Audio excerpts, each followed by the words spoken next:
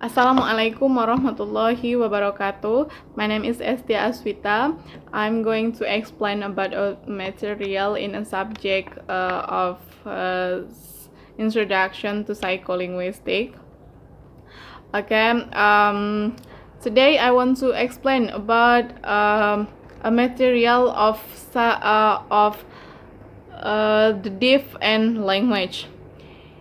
In the material of the deaf and language, I want to explain about three things. The first thing is about sign, and then about oral, and the last about written. Okay, the first is about sign. The use of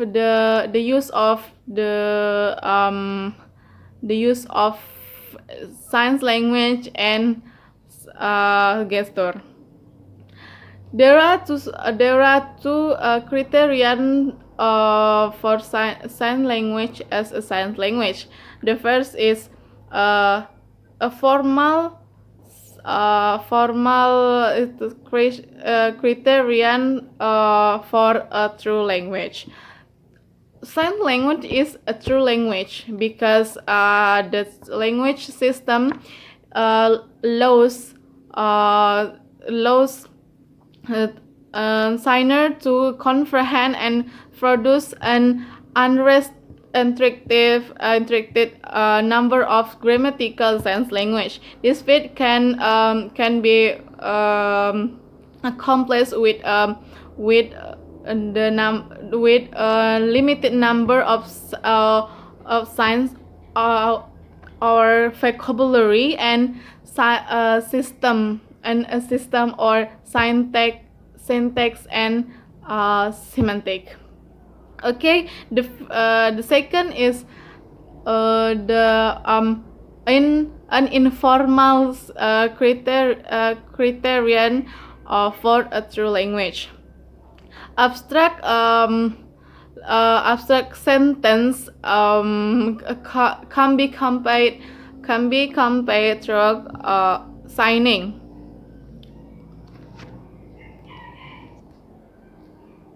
Since sentence is a good test since it expresses a variety of complex semantic function and relation and involves of the number of event and situation.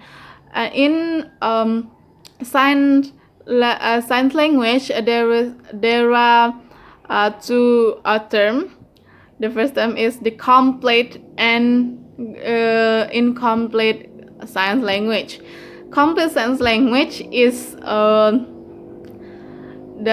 sign language that in the sign language of American and French sign language, and then British sign language. The complete sign language is the sign language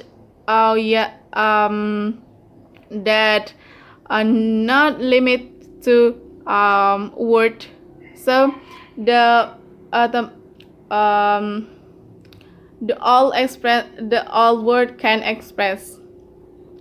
And then incomplete sign language.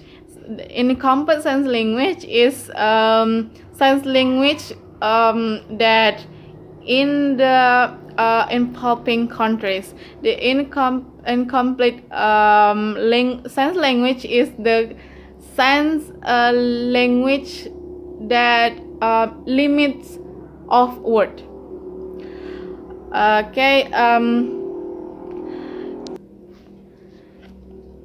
There's a classification of gesture. The first is gesture without speech and gesture with speech. Gesture with speech without speech usually using arm, head, torso, and then facial gesture, and then iconic gesture. And then the gesture which with with speech, using the bit of head, hand, and eye connect.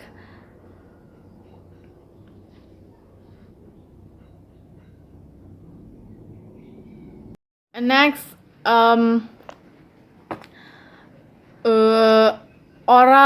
the use of oral language. There is two relationship between oral language and the hearing impair.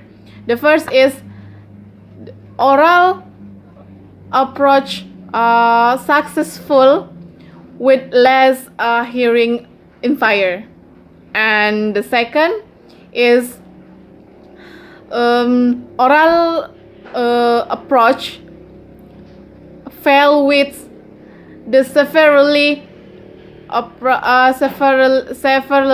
hearing impair, and the last, the use of written language. In the learning of written language, we have the sum of advantage. The first is the learning medium is appropriate, and then no new knowledge need be acquired by instructor, and all hearing impaired children can benefit. And in the program of learning written language, there are some phases. The first phase is word familiarization, and the second phase is word identification, and then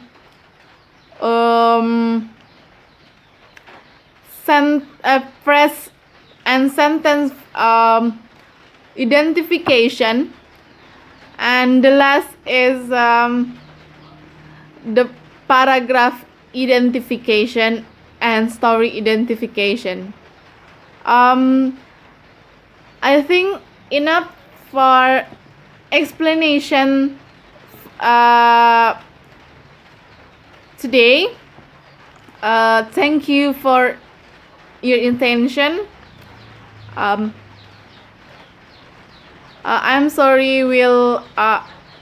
if there was a matter in my video. Wassalamualaikum warahmatullahi wabarakatuh.